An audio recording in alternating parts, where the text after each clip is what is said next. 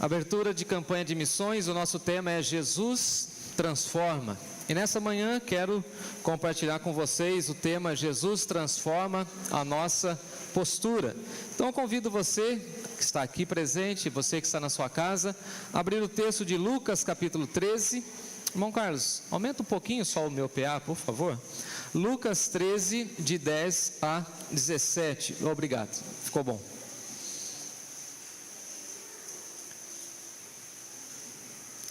Tudo bem aí? Bom ver a senhora de novo aqui, viu? Muito bom mesmo.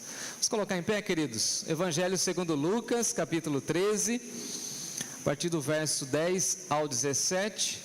Eu leio na NVT, nova versão transformadora, e o texto está aqui na tela, e se você está acompanhando online, o texto também está aí no cantinho da sua tela, tá bom? Evangelho segundo Lucas, o médico, 13, de 10 a 17. Diz assim o texto sagrado: certo sábado, quando Jesus ensinava numa sinagoga, apareceu uma mulher enferma por causa de um espírito imundo, impuro. Andava encurvada havia 18 anos e não conseguia se endireitar.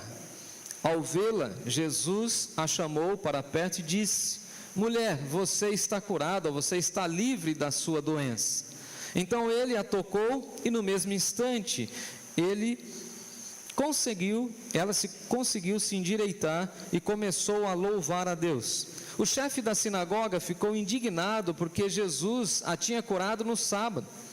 Há 6 dias na semana para trabalhar, disse ele à multidão: venham nesses dias para serem curados, e não no sábado. O Senhor, porém, respondeu: hipócritas, todos vocês trabalham no sábado. Acaso não desamarram no sábado o boi ou jumento do estábulo e o levam dali para lhe dar água? Esta mulher, uma filha de Abraão, foi mantida presa por Satanás durante 18 anos. Não deveria ela ser liberta, mesmo que seja no dia do sábado? As palavras de Jesus envergonharam seus adversários, mas todo o povo se alegrava com as coisas maravilhosas que Jesus fazia. Vamos orar mais uma vez? Senhor nosso Deus e nosso Pai, muito obrigado por esse dia, por essa oportunidade.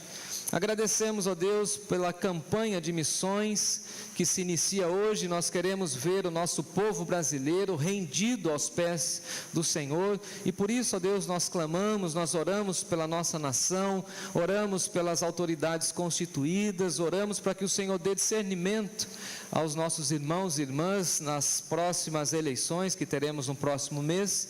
Pedimos assim também, ó Deus, que o Senhor desperta em nós esse ardor missionário e que nós possamos levar a Tua mensagem, a Tua palavra até as pessoas da nossa nação que tanto carecem. Pedimos que seja uma campanha maravilhosa, abençoada, e que possamos investir muito recurso na Tua obra, para que possamos enviar mais missionários a todos os lugares da nossa nação. Pedimos pela nossa igreja, e nessa hora que vamos ouvir a explicação da Tua palavra, rogamos a Tua bênção, a Tua direção.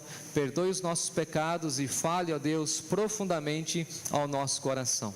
Em nome de Jesus nós oramos. Amém. Amém. Podeis assentar, fica à vontade, tome o seu assento.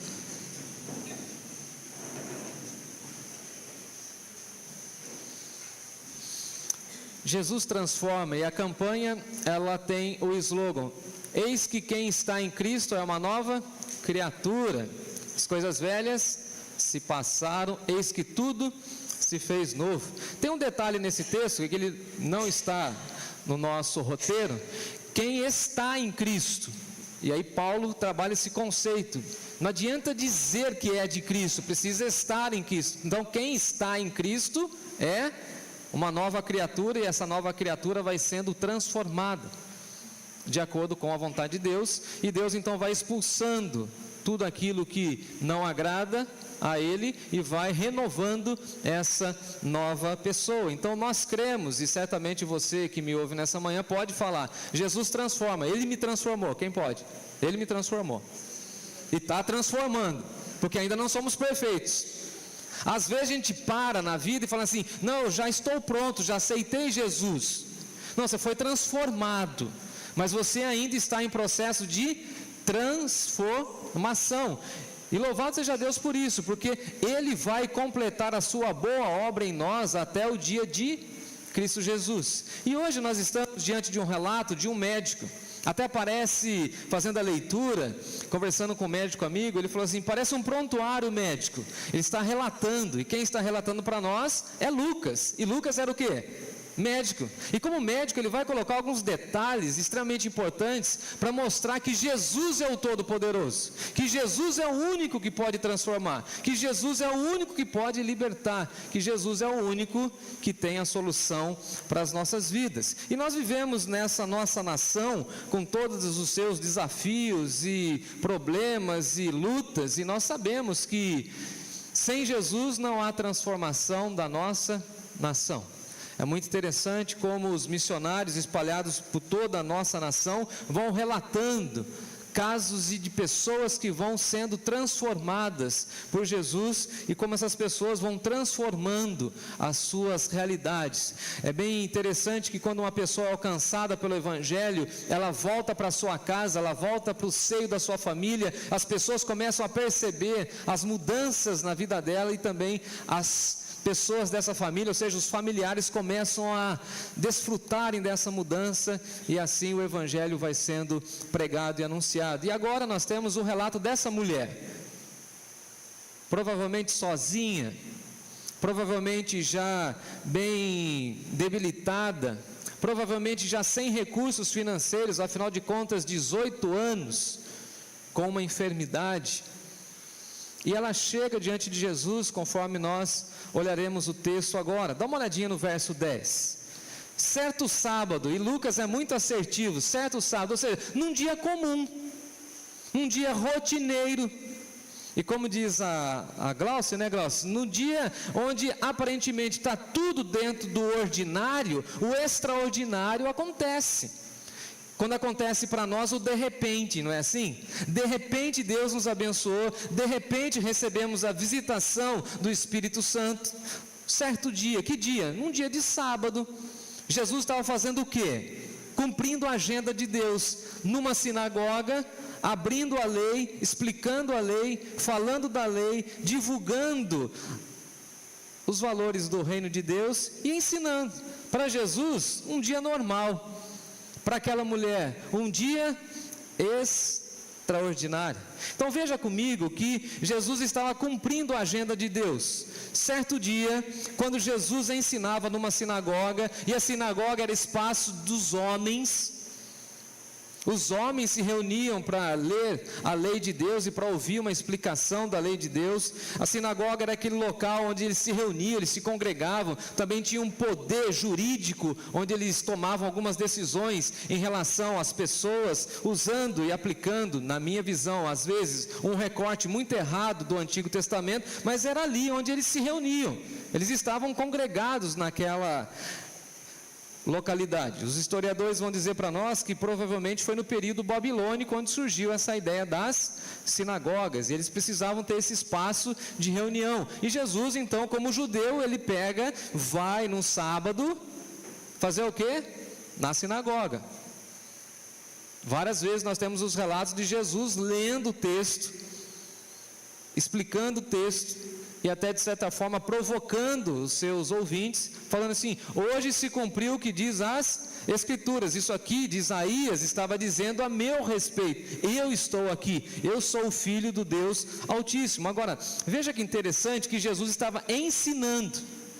E Jesus para nós é esse rabino maravilhoso que vai ensinando, que vai com autoridade e poder e vai mostrando as doutrinas de Deus. Em vários momentos nos evangelhos a gente vai ouvindo e lendo que Jesus ensinava com autoridade, não como os escribas e não como os fariseus. O discurso de Jesus era altamente impactante. Ele não falava simplesmente da boca para fora, como muitas pessoas ainda hoje ousam dizer, ousam falar da palavra de Deus. Não, Jesus falava com autoridade. Aquilo que Jesus falava e explicava fazia pleno sentido.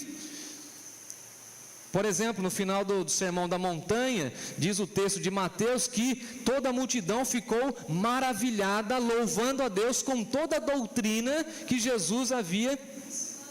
Então veja que nós estamos diante do Cristo maravilhoso que ensina, e nós temos aprendido grandes lições com esse Jesus. Ele falou: eis que estarei convosco, ensinando-vos a guardar tudo o que eu disse para vocês. E nós usamos esse texto, por exemplo, que ele estaria conosco todos os dias, vários contextos, mas ele estaria conosco também ensinando os seus discípulos a buscarem mais e mais da presença de Deus. Você tem aprendido com Jesus? Quais as últimas lições que Jesus passou para você? Ou, uma outra pergunta: você tem sido um bom aluno, uma boa aluna diante do Mestre Jesus? Veja que esses homens estão calados diante de Jesus, porque ele ensina com autoridade. Vamos falar a verdade? Nós percebemos quem fala da boca para fora, que é só um discurso, e quem fala com o coração. A gente percebe ou não percebe? As mulheres, por serem mais perceptivas, têm muito mais aguçado isso. E diz o texto que num dia como esse, apareceu lá na sinagoga, versículo 11, uma mulher, e essa mulher estava enferma, por conta de um espírito impuro, ou imundo. E diz o texto que ela andava encurvada havia 18 anos. E fiquei pensando e analisando e imaginando a dificuldade ou as dores ou as lutas dessa mulher, e Lucas vai mostrar para nós que esse encontro foi importante porque ela foi à presença de Jesus. Veja que ela vai até a presença de Jesus, ela vai até onde Jesus estava, e aí mostra para nós que ela tem fé, que ela tem convicção, que ela tem plena certeza de que Jesus pode curar a sua vida. É tão interessante que os doentes é que devem procurar o médico, não é assim? O que Jesus disse para nós? Os sãos não precisam de médicos, eu vim para cuidar dos doentes. Quando eu estava lá com meu pai na sexta-feira, que ele passou mal, nós ligamos para o SAMU, ligamos para como que chama? Lá para o plano de saúde. Depois eu liguei para o meu irmão, e a gente tem que procurar um médico, precisa resolver. Desmaiou, passou mal, o que faz? Como resolve? Tem que procurar um médico. Ele falava para mim assim: dá algum remédio para mim. Eu falei para o meu pai: eu não sou médico. O que eu vou dar de remédio? O senhor tem diabetes, o senhor tem pressão alta, se eu der um remédio aí, dá um piripaque, como que eu fico? Quem que precisa fazer essa análise? O médico. E veja que ela está atormentada há 18 anos, provavelmente já tinha gasto todos os seus recursos com várias possibilidades, várias consultas, tinha ido bater na porta de várias pessoas, de vários curandeiros, e nada, não tinha solução para o seu problema. E ela vai para Jesus. Ela vai até Jesus. E aí então eu fiz uma pergunta: será que eu e você vamos até Jesus e apresentamos as nossas lutas e as situações que nós aparentemente não temos solução? Nós vamos até Jesus, procuramos a Jesus, falamos a Jesus das nossas lutas, das nossas enfermidades, das nossas situações complexas, ou só eu que as tenho? Veja que o texto também diz que é um espírito de enfermidade. E é claro que nós não precisamos e nem devemos espiritualizar esse termo, mas entender que essa enfermidade era uma enfermidade que fugia dos diagnósticos clínicos da medicina. Quem está escrevendo o evangelho para nós é Lucas. E Lucas está dizendo o seguinte: a medicina não dá conta de resolver isso. Isso é fruto de algo externo, imaterial, maligno, que é o caso. 18 anos, depois Jesus vai falar que ela estava presa ou aprisionada por 18 anos. Alguém vai poder pensar assim: então as nossas enfermidades vêm por conta de possessão maligna? Não. Diga comigo: não. Vez ou outra a gente precisa explicar isso e falar isso. Mas esse caso específico, sim. Veja que o texto ainda vai dizer para nós que ela andava encurvada havia 18 anos. E esse detalhe é muito importante para nós, porque a enfermidade aqui é uma debilidade do corpo, uma falta de força. Essa doença tirava a sua robustez e aquela mulher não conseguia ficar ereta como eu estou, reta. Ela ficava encurvada. O seu campo de visão era somente o chão. Ela não conseguia olhar a face das pessoas. Eu não sei como essa mulher se alimentava. Em outras palavras, Lucas está dizendo assim: se você tirar uma radiografia da coluna dessa mulher, eu não sei como ela está viva. E somente Jesus é que pode restaurar e transformar essa postura. Não tem como, não tem solução, não tem resolução para isso. Agora é tão interessante porque a Bíblia vai falar para nós, lá no Salmo 103, por exemplo, que é Ele que perdoa as nossas iniquidades e é Ele que cura todas as nossas enfermidades. E quando Deus quer curar, Ele cura, amém? E quando Deus não quer curar, amém, glórias a Deus. Lembra de Lázaro? Essa enfermidade não é para a morte, mas é para a glória de Deus. Deus permitiu que essa mulher sofresse com essa enfermidade para que ela pudesse depois dar honras e glórias a Deus que a transformou. Então veja que o texto está mostrando essa realidade. E tem outro salmo que diz assim: Ele cura os de coração quebrantado, e Ele sara todas as suas feridas. Mas o texto ressalta que essa mulher vivera até esse momento 18 anos. Gente bonita, 18 anos com uma enfermidade dessa, não deve ter sido fácil. O que você acha? Encurvado. Imagina naquela época, ela andando pelas ruas, e as crianças fazendo zombaria, ou não, criança não tira onda. Olha lá aquela mulher lá encurvadinha. As suas vizinhas, essa mulher aí não pode ficar reta, não vai se endireitar, ela só consegue olhar para o chão, ela só fica deitada, não tem solução, não tem resolução para isso.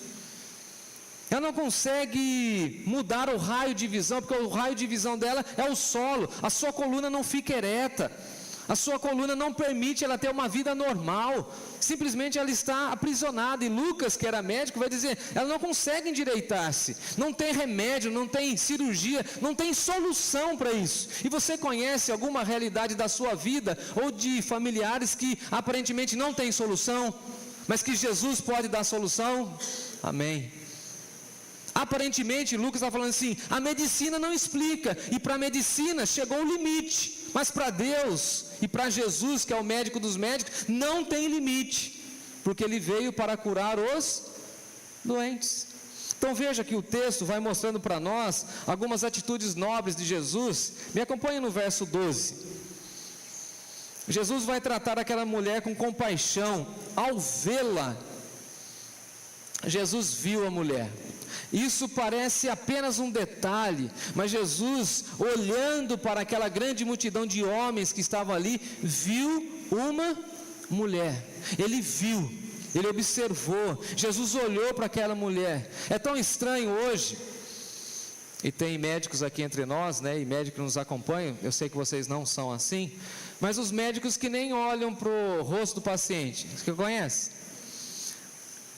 Algum homem pode fazer um favor de... Eu estou com uma sede, está faltando uma água aqui. Já foi no postinho que o médico nem olhou para o seu... Quando a gente fala para a sua cara? Quem já foi no PA ou no UPA aqui? Eu não saio de lá, né? Os caras fazem assim hoje.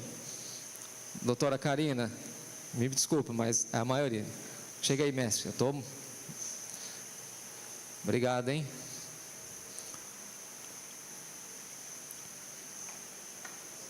Aqui no Laranjeiras, onde eu frequento bastante, é assim. Chama 10 nomes. Quem aqui já foi no Laranjeiras aqui embaixo? Depois vocês falam se é verdade ou não. Chega lá e fala: fulano, fulano, fulano, chama 10. Aí o médico vai um triozinho atrás dele. Sim? Fica todo mundo parado lá na paredinha assim, na sequência que ele chamou. É assim? Aí quando você entra no consultório, ele nem olha para você. Jefferson Rodolfo Cristianini. Ô doutor, o que você precisa? Eu preciso de atendimento. Eu preciso de humanidade.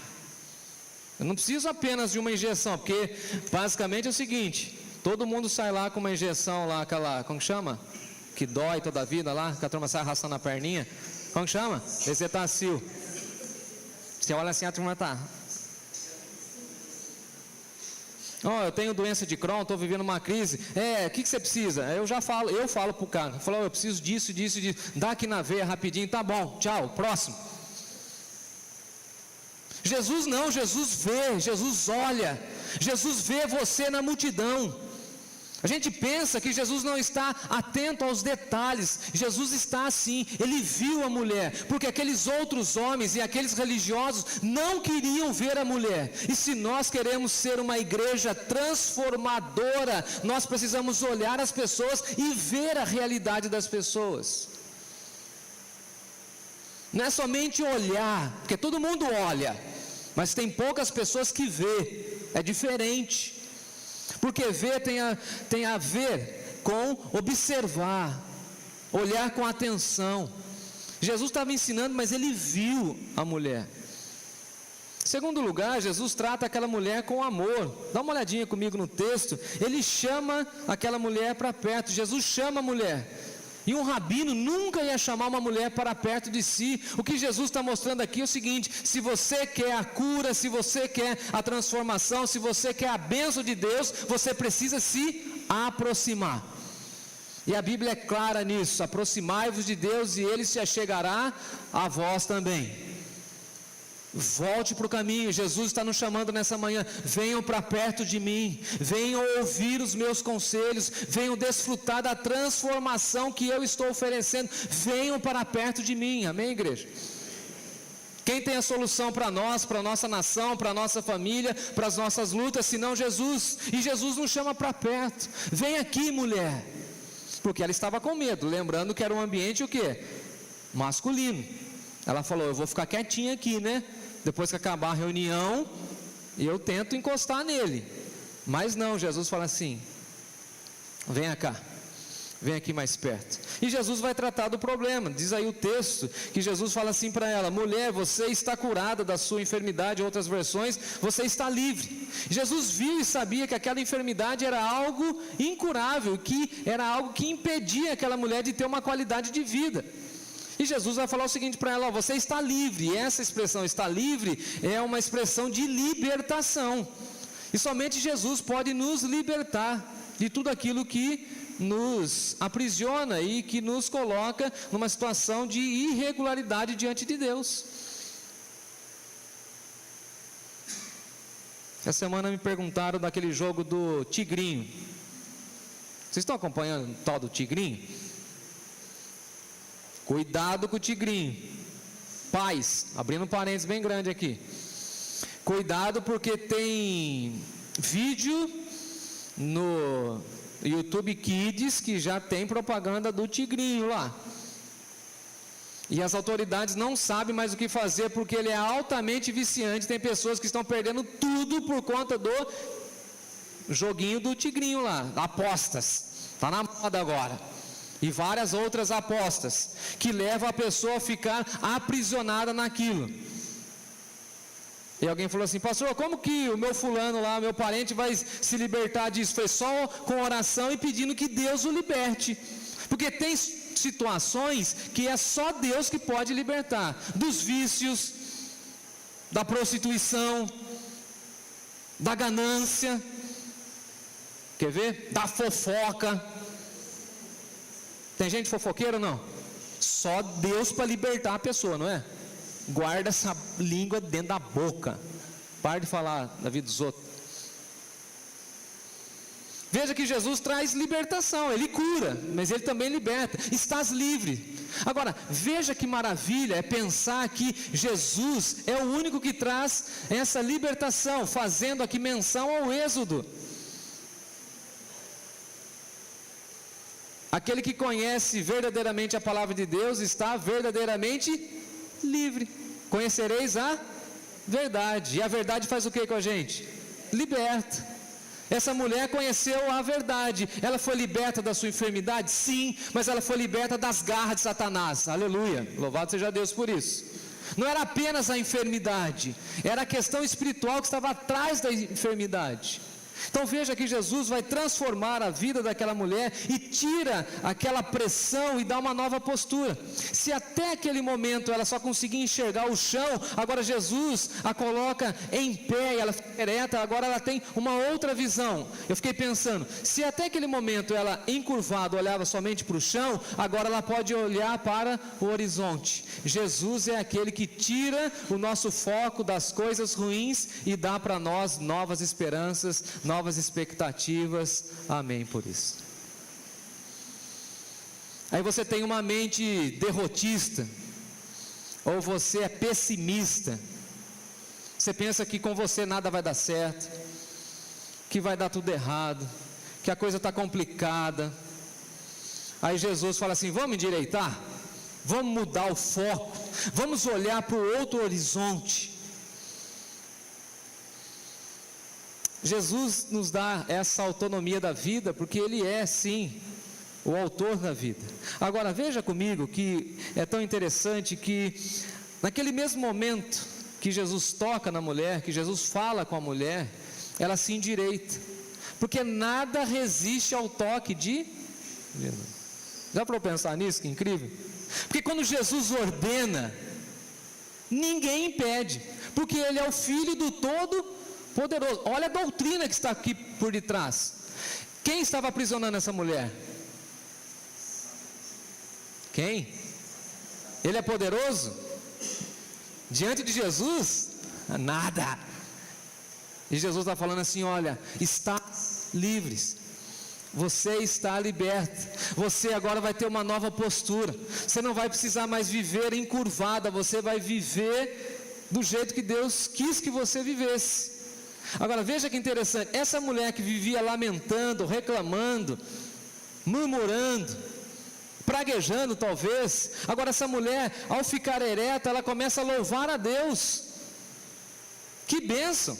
Porque quando Jesus abençoa a nossa vida, e quando Jesus cura, quando Jesus transforma, quando Jesus renova a nossa vida e os nossos queridos, nós temos a postura do louvor a Deus, porque nós fomos criados para o louvor da glória de Deus. Ela entendeu o sentido da vida, porque ela esteve diante de Jesus, e quando Jesus falou assim para ela: você está livre, não está apenas livre da sua enfermidade, você está livre dos seus pecados, livre do seu passado, livre dos seus temores, livre de tudo aquilo que estava te aprisionando. Menina, mulher, você está livre, você é uma nova criatura, você vai viver novos sonhos. Agora você não vai mais usar os seus lábios para falar coisa que desagrada a Deus. Agora os seus lábios devem ser usados para glorificar e louvar a Deus. No exato momento que Jesus toca na mulher, ela fica em pé e ela começa a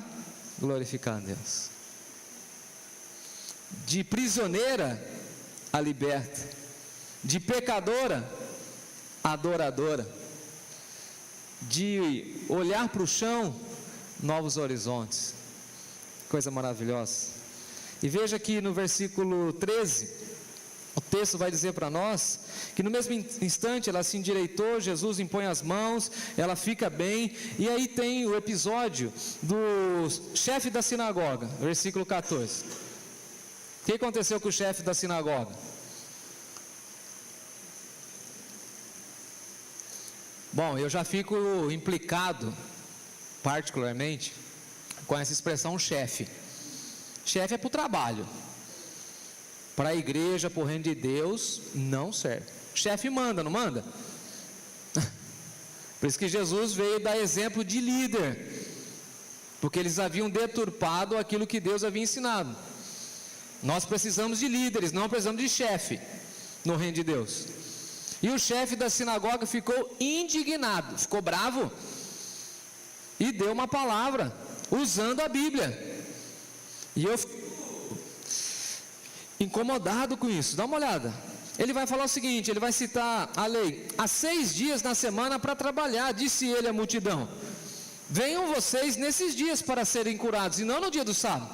Em outras palavras, está falando? Tem dia certo para receber a cura. Não parece essas igrejas de hoje? Hoje é dia da libertação, hoje é dia da cura, hoje é dia do empresário, hoje é dia da criança, hoje é dia disso, hoje é dia daquilo. E na nossa igreja, todo culto é culto de libertação. A gente abre as escrituras e prega as escrituras e Deus liberta e cura e transforma do jeito que Ele quer. Não tem um dia específico, porque nós não podemos desonrar ou descumprir as regrinhas humanas, porque Ele é chefe, Ele quer mandar, e Ele recebe ali a autoridade que está acima da dele. Quem está ali curando e ensinando? Jesus, o Filho de Deus. E diante dessa autoridade ele fica indignado. Veja, os líderes religiosos ficam indignados ao ver uma mulher curada. Como assim? Eu não entendo. Você entende? É como se alguém falasse assim: como vocês ficam divulgando esses números e esses testemunhos de pessoas transformadas lá da Cracolândia em São Paulo? A gente vai falar do quê? De famílias que estavam destruídas e que receberam a cura e a transformação por meio do Evangelho. Ou nós como cristãos vamos ficar olhando o cenário terrível do Brasil? Ou tá bom? Não, desde quando eu nasci também tá ruim, né? Diga-se de passagem. Faz 40 anos que a gente está patinando para viver e a gente vive debaixo da graça de Deus, amém? Porque se a gente dependesse de outras realidades, a gente estava complicado. Mas ele fica indignado. Tem dia para curar, ninguém pode curar. Agora a pergunta que Jesus está deixando aqui no ar é o seguinte: vocês cuidaram dela? Vocês curaram ela? Vocês ministraram sobre ela? Vocês oraram pedindo um favor de Deus sobre a vida dela? Vocês deram atenção a essa mulher? Vocês conhecem o caso dessa mulher? Vocês viram essa mulher?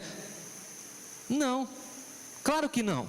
E veja que Jesus, ele fala de uma maneira tão profunda, e Jesus tem tanta autoridade, e Jesus chama não somente o chefe da sinagoga. Veja que interessante, quem reclamou foi o chefe, não foi? Mas Jesus chama de hipócritas, no plural, porque Jesus está falando assim: o chefe representa toda a congregação. Todos vocês aqui são hipócritas, porque vocês seguem esse cara aí, e esse cara aí está pervertendo a palavra de Deus. Cuidado com quem é seu líder. Se ele não for temente a Deus, cuidado. Se ele não ensinar a palavra de Deus com verdade, cuidado, porque ele vai perverter todo mundo. E Jesus é duro. E Jesus só confrontou publicamente os religiosos. Guardem isso. Nunca uma pessoa quebrantada, contrita, foi repreendida por Jesus. Nem com pecado, nem com demônio, nada. Esses dias o Timóteo falou para mim: pai, é verdade que Jesus brigou com o cara lá que tinha demônio e jogou nos porquinhos lá os demônios? Eu falei: não, não brigou não, filho. Ele chamou o sujeito: vem cá, vamos ler o texto. Onde você aprendeu isso? Um amigo meu na escola falou que por isso que ele não come carne de porco. Eu falei: então ele está por fora. A gente ama o bacon. Coitado daqueles homens lá que viram a manada lá dos porquinhos e se precipitar na água, judiação. Mas foi Jesus que fez, a gente está tudo certo. Mas cuidado para não perverter o que? A palavra. Hipócritas, vocês são atores. Vocês estão na casa de Deus, mas vocês não conseguem atuar com as pessoas que Deus criou. Essa mulher é feita à imagem e semelhança de Deus. Ela precisa de cuidado, ela precisa de atenção, ela precisa de uma visão amorosa. E vocês estão dizendo que tem dia certo para curar. Em outras palavras, Jesus está olhando para eles e falando assim: quantas curas houve aqui nessa sinagoga? Nenhuma. E a cura só está acontecendo porque eu estou aqui, porque eu vim para libertar, curar e transformar as pessoas. Louvado seja Deus. E essa vai ser a temática da nossa campanha. Jesus cura, Jesus transforma, Jesus liberta. E diz o texto que imediatamente a mulher ficou curada, que imediatamente ela começa a louvar a Deus. Essa mulher não vai meditar, ela não vai para casa pensar, não, na mesma hora ela está glorificando a Deus. Porque quando a pessoa conhece o Evangelho, automaticamente ela descobre a razão pela qual ela nasceu. Ela nasceu para glorificar e exaltar a Deus. E essa expressão glorificar significa magnificar, atribuir honra e glória. Ela está louvando a Deus, e quando ela está louvando a Deus, tem um cara reclamando. Você conhece gente assim? A grande massa está feliz, está todo mundo agradecendo, celebrando. E os religiosos? Estou lembrando aqui do Luiz Saião. Os muçulmanos têm os xiitas, né, Rafael? E os crentes têm o quê? Os xaatos. Os xaatos, eles ficam lá o quê? Indignados, bravinhos. Por que está acontecendo isso? Quero explicação. Tem um versículo pronto, mas tem um versículo que está fora do contexto. E esse versículo não se aplica nesse contexto. Há 6 dias para trabalhar e um para descansar, sim, mas nesse dia aprove a Deus que essa mulher viesse à presença de Jesus buscar a cura, e Ele, Todo-Poderoso, que é o dono da vida, pode curar, pode libertar, pode fazer o que Ele quiser, e Jesus não precisa prestar contas para ninguém. O chefe da sinagoga, sim, e Jesus enquadra ele: hipócrita, falso, você gosta de usar máscara, você gosta de pagar pose de religioso, você gosta de deturpar os versículos, mas você não aplica com verdade. E veja que Jesus vai dizer o seguinte: olha, vocês não desamarram o boi, o jumentinho, vocês não dão água para ele no dia de sábado, vocês não cuidam dos seus pets, por que vocês não podem cuidar dessa mulher? E veja que Jesus fala o seguinte: olha, essa mulher, versículo 16, é uma filha de Abraão, ou seja, ela veio até aqui com fé. Jesus está falando: eu vi a fé dela, ela é filha de Abraão, ela faz parte do reino, eu quero incluir essa mulher, e vocês não conseguiram ver isso. Vocês batem no peito e falam que são filhos de Abraão, mas na realidade vocês não têm fé, vocês gostam de cartilhas religiosas. Como eu sempre falo, tem gente que é aficionado por aquele negocinho, aquela regrinha. Desde a minha infância eu falo isso: pode ou não pode, não é? Está na regrinha ou não está na regrinha? Pode isso ou não pode aquilo? Pode curar no sábado ou não pode curar no sábado? Aí Jesus está falando: eu sou maior que o sábado, eu que criei o sábado. Vocês não estão entendendo? Tem solução para o Brasil? Tem. Jesus é a solução, que é maior que o Brasil, maior que os nossos problemas, porque Ele é a solução. E quantas filhas de Abraão que estão por aí precisando de visualização e serem agregadas ao reino de Deus? Quantas pessoas que precisam ser visualizadas, quantas pessoas que precisam ser tocadas, quantas pessoas que precisam ser evangelizadas, quantas pessoas que precisam ser visitadas, acolhidas, quantas? E a gente vai ficar na nossa regrinha: pode fazer isso ou não pode? É essa roupa ou não é essa roupa? É esse jeito ou é esse outro jeito? É essa versão bíblica ou é essa outra versão? E Jesus não alivia não, hein? Com os religiosos, Ele hipócritas. Cuide das pessoas. Caminhando para o fim, no versículo 17, dá uma olhadinha comigo. Eu acho tão interessante, porque o texto vai dizer o seguinte: olha, as palavras de Jesus dividiu o grupo. Dividiu o grupo. A gente fala de tempos de polarização, não fala? Polarização política, educacional, social. Há uma polarização. De um lado uma coisa, do outro lado outra coisa. E Jesus veio também para trazer esse divisor. As pessoas não gostam que eu falo isso, mas é verdade. Um dia vai ficar apenas 2 grupos. Porque até agora tem gente que fica no meio do caminho, não tem? Quando a gente fala fica em cima do muro. Você conhece alguém em cima do muro? Meu pai que falava assim: tem gente que fica com o pé em 2 canoas, né? Vai dar B.O. Não vai dar certo, vai dar ruim.